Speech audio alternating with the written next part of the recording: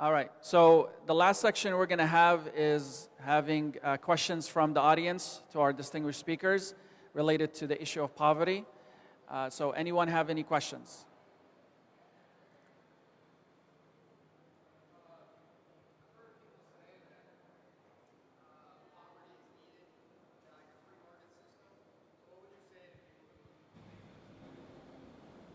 Poverty is needed in a free market system. I don't think poverty is needed in a free market system. Poverty is too readily tolerated in a free market system. Almost any economic ideology, if it's followed to the nth degree, becomes immoral, I think.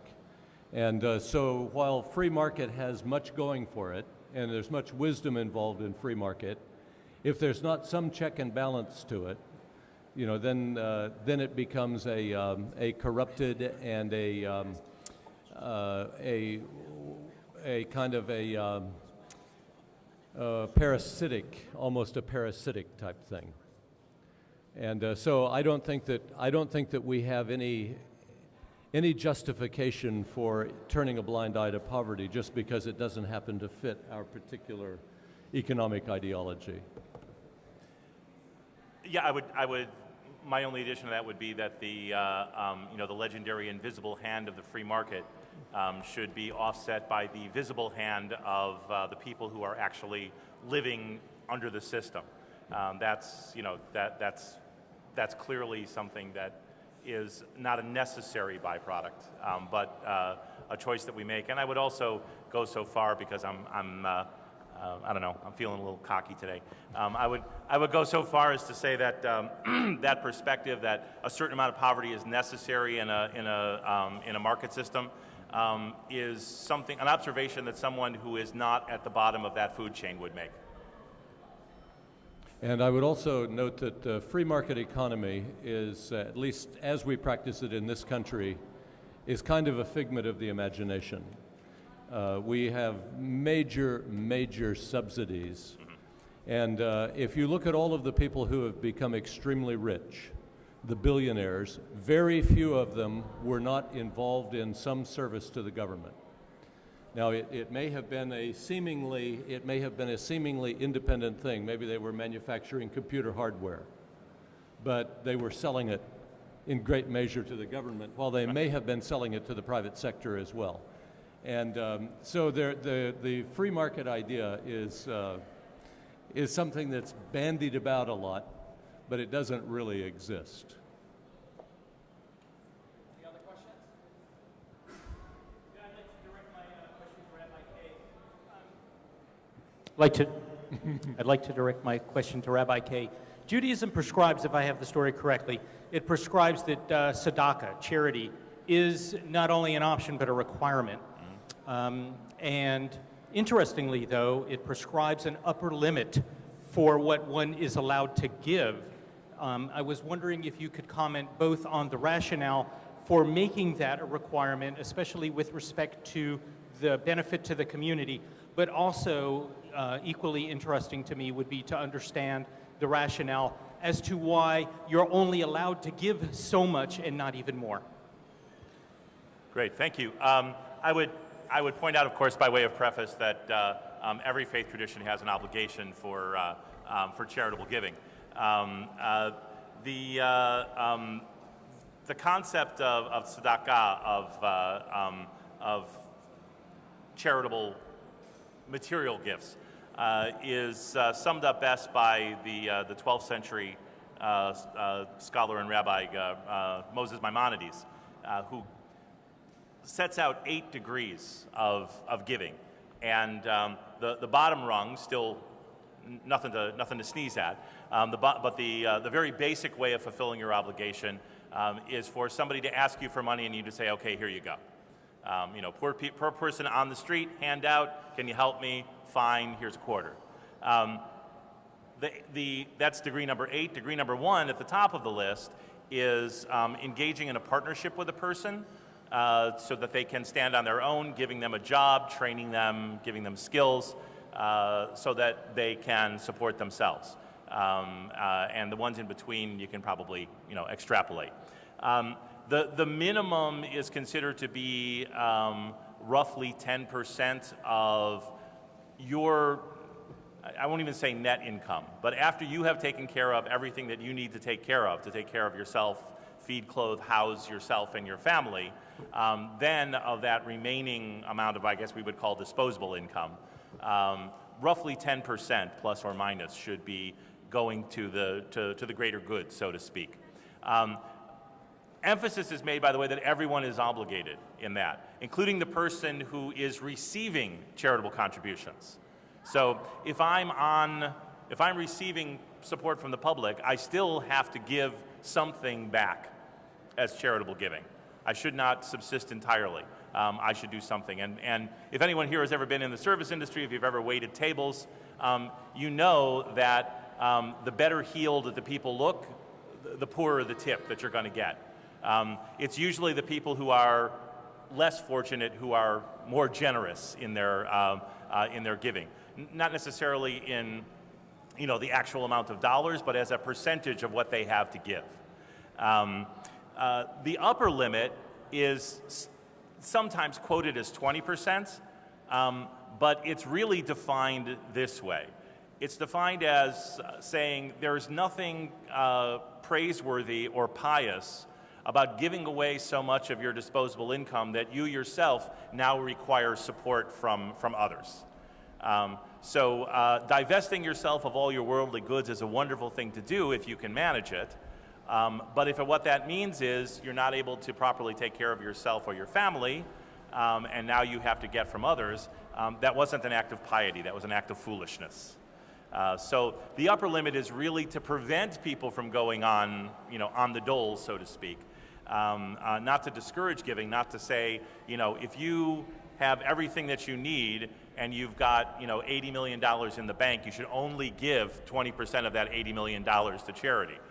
Give it all away if you've got everything else that you need.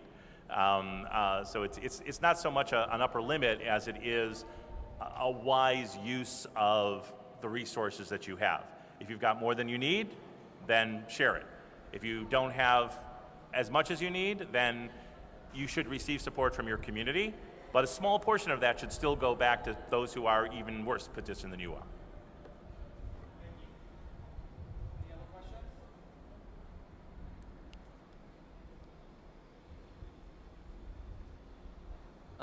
What aspects of organizations like Second Harvest are going to, like what you had said about the scripture in Deuteronomy, where it's talking about how when you give away, or you set free the slave, you have to give them something to ensure that they don't end up back in that situation.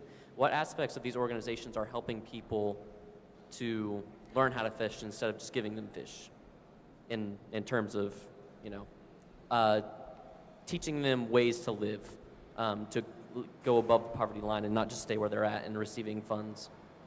I can speak to Jewish Family Services. I know that agency well. I know Second Harvest, of course, but Jewish Family Services has, which by the way, like Catholic Charities, is not restricted only to people who are Jewish. It's a public agency. Jewish Family Services has what they call the Family Stability Program, and the idea there is also to train in life skills. So rather than just saying, here's food, now go away and come back next month if we have anything left, the idea is to help people make that transition. The 60 Minutes piece, I'm very proud to say that the focus of that, the good news in that 60 Minutes piece was Families in Transition, which is an agency that works in Seminole County with the Seminole County Public Schools. I'm very proud to say that the director of that organization is a member of my congregation, Beth Davalos. And they do fabulous work with these homeless families. Same deal.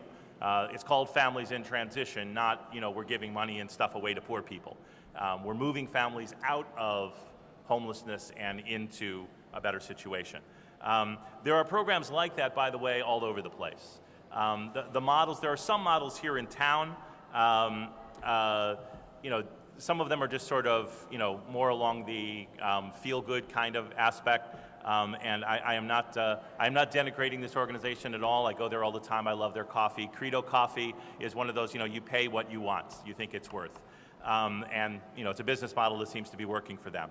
Panera has several Panera Cares stores throughout the United States, a limited number of them. There's one in Chicago, my hometown, that I've been to. Panera Cares is the same sort of thing. You go in and you pay what you want. There's suggested amounts. And one of the things that they suggest is if it's a $5, if it's a $5 sandwich, if you can afford 10, pay 10, because that buys a sandwich for the next person who comes, who can't afford it.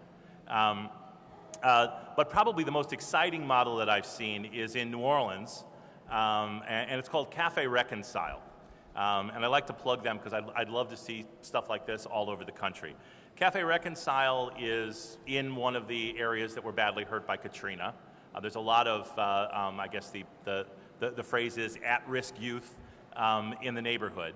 And they got some of the like blue ribbon chefs in town to donate their services for a couple of weeks at a time. They send their cooking staff, they cook lunch, so you get this great meal. It's relatively inexpensive, and the people who work there, everybody who works there, is an at-risk youth who's being trained in not just on how to wait tables, but how to manage and how to run a business and how to do a budget. And as part of that program, they go across the street to a school and they get life skills stuff as well. And people flock there. It's great food. It's inexpensive. It's a fabulous program. The guy who founded it was a multimillionaire. He had, made a killing. He was walking down the street one day. He saw the devastation of the storm, and he said, "I got to do something." So, the power of one person. So those models are definitely out there, and it's definitely the way to go. And I'll say one more thing, and then I'll shut up. I'll let Jim talk for a change.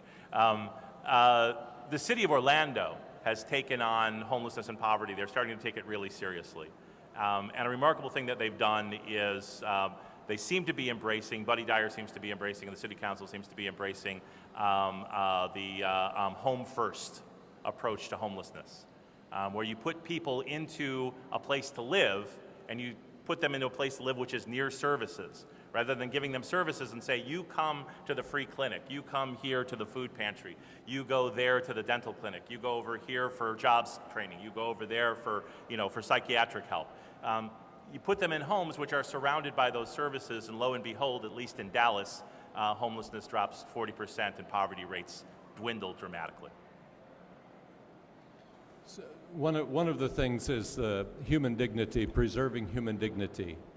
And it's important that whatever type of assistance we offer it in such a way that it does preserve human dignity. And I was listening to a specialist in this field who was telling about he'd been working in Atlanta, and at Christmas all the churches and so on would go out, and they'd gather up all the toys and they'd go out and give them to the poor people.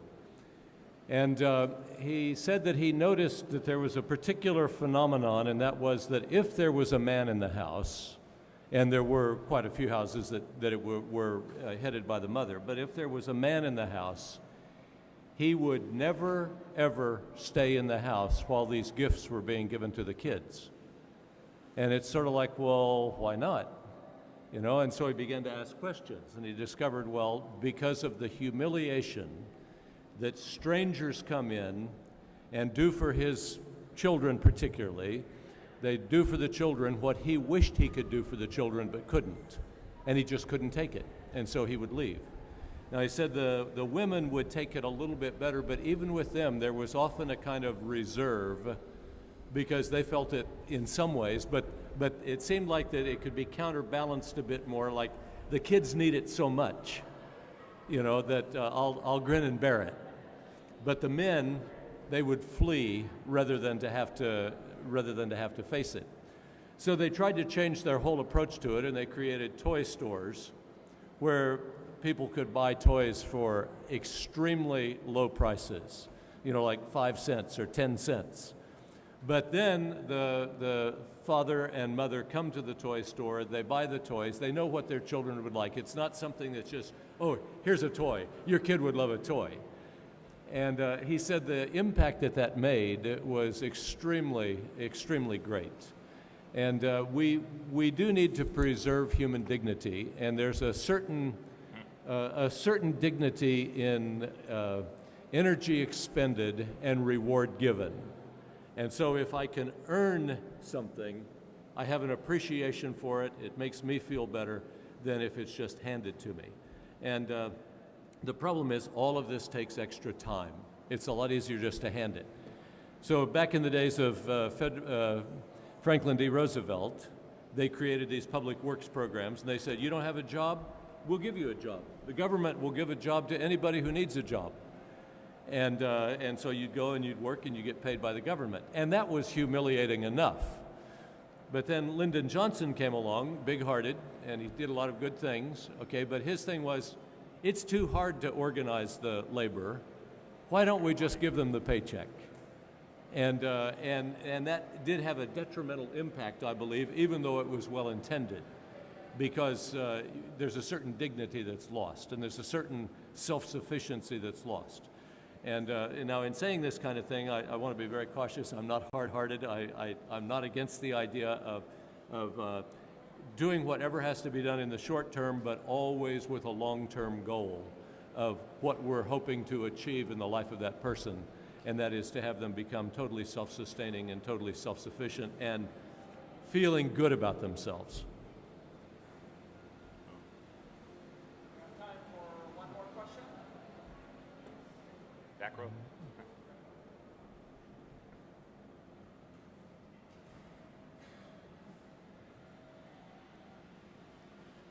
Do you think the parents have a little bit to blame for putting their families in this situation? You know, because I know it's hard. You know, when you lose your job or something unexpected happens. But do you think the parents have to be a little bit more proactive to get themselves out of the situation? Sure. I'm a big fan of being proactive. I will say though that nobody expects that to happen. While I have been very, very fortunate to be able to get through hard times with myself and my spouse and our son as well as when he came along, we've been able to provide for ourselves. Always had a home. Was tight sometimes. It got tricky on occasion, but nevertheless we were able to pull it through. I had a very interesting object lesson. Before we came here to Orlando, we spent 2 years in Naples, Florida. If you know Naples, you know that the average, I think right now the average price for a home, well, before 2009, the average home price was somewhere around $400,000. And the average income was somewhere around $62,000. And that was counting all of the people, the multimillionaires who lived along the water. That means that the average person couldn't afford the average home in Collier County. And that's true many places in the country, San Francisco, San Diego, New York State. We were lucky enough to find a house that we could afford. The market was still going up, and we had to leave, we had to sell, and we were able to take an astonishing amount of equity out of this house. That we really felt like we didn't deserve, but that's what the market was. I was 2 years out of rabbinical school. We'd been living in New York on a student budget. We were up to our eyeballs in debt, and we were able to level out all of our consumer debt and basically come to Orlando dead broke, but with a job, okay, and a place to live. We considered ourselves lucky. A couple of years later, the housing market crashed, okay? And the reason why the housing market crashed was because of people like us. Because we bought a house for X amount of dollars, and 18 months later, we sold the same house for almost 40% more. I was an unwitting, it wasn't my intention, but I was an unwitting participant in the housing bubble. And all I said was, this is a fair price for this house. We could have gotten more, but we had to sell in a hurry. We were moving right away. We probably could have gotten $30,000 more for it. And why not? It's the free market, right? It's the invisible hand of the free market. Well, the invisible hand of the free market came around to smack people upside the head, and we had played our part in it unwittingly. Should we have said, this can't go on forever, there's no way we're going to take that much money for this house? it's going to have an impact on everybody else. Should we have said to our son, you're not, we're not saving up for college. We're not leveling out our debt because that would be wrong. We're taking more money than our fair share. So I tell that story in, not that I'm saying it's everybody's fault, although, in a free society, Abraham Joshua Heschel said, in a free society, some are guilty, but all are responsible. And we certainly all have a certain amount of responsibility. Do parents who find themselves, the family that was in the 60 Minutes clip there, 2 jobs, nice cars, taking vacations, 3-bedroom house, economy tanks, both of them lose their job. And probably the bubble came due on their mortgage too, because somebody talked them into that mortgage as well, saying it's only going to get better. Sure, they have a responsibility to be proactive, but be proactive to do what? The job market shrank away to almost nothing. My brother, who had a fine job up in Chicago, was out of full-time work for almost 3 years because his job got eliminated. He was, at that time, he was 55 years old, and nobody wanted a lifetime of experience. They wanted to hire kids right out of college who would be happy to take small salaries and do 3 times the work because they were glad to just get a job. So yes, you should be proactive, absolutely. But the question is, what's the reality on the ground? And is being proactive going to be enough? Now, in my brother's case, he had 5 or 6 part-time jobs. Here's a guy with a college degree and years of experience. And he was taking DJ gigs, and he was detailing cars, and he was doing whatever he had to do to get the money he needed to live. Fortunately, his children were grown and out of the house, so he didn't have college to pay for. But if he had had that, likely, my niece and nephew would be coming home from college. I think that and this isn't directly related to your question, but it is somewhat related. There's a tendency for those who have done well to pat themselves on the back and say, if you just invest enough energy and time and all that kind of thing, if you have enough resolve, you will be able to succeed and pull yourself up and all that kind of thing. And timing, as Rabbi Kay was saying, is a critical thing. If he had come at a different time, he wouldn't have walked away with the profit like he did. He would have been holding the bag like maybe the person he sold his house to. Okay, don't know. Or like we are now. Or like we are now, yeah. And so timing is a huge factor. Time and place makes a big difference. And also who you know. Okay, who gave you an opportunity, who gave you a hand up that was just what was needed at the right time that allowed you to succeed? So I grew up, as I told you, pretty poor, and I became independent at 12 years of age. So I went to private school actually, and my parents never paid a penny of my private school education all the way through college. They never bought me any clothes, they never bought me a car, they never did anything for me except teach me to work. And so I was able to go out, and my father had the farm, but he was also a builder, so I learned the building trades. And I could go out, and I earned as much per hour 40 years ago as people are earning today, because I could contract the work. And so I was able to go through college and graduate without a single debt, without taking out a single loan, just because my father taught me a trade that was good enough and that produced enough money, that I was able to do that. And then I did some creative things, like I could study in England for about 1/3 of the price of the US at that time. So I went to England to study. And I got to travel around Europe a lot, but I was so poor, I don't have a single picture of my travels in Europe, because it was, do I travel or do I take pictures? But anyway, the bottom line is, okay, I could pat myself on the back and say, boy, you really did great. I did great because somebody took an interest in me and taught me something, helped me in such a way that I was able to do it. Otherwise, there's not a chance. The average kid would never have had a chance to come out of that level of that level of poverty and do what I was able to do. So we need to be really cautious about patting ourselves on the back or looking down on the person who hasn't made it like we think they should. All right, so help me thank our guests for their time and insight.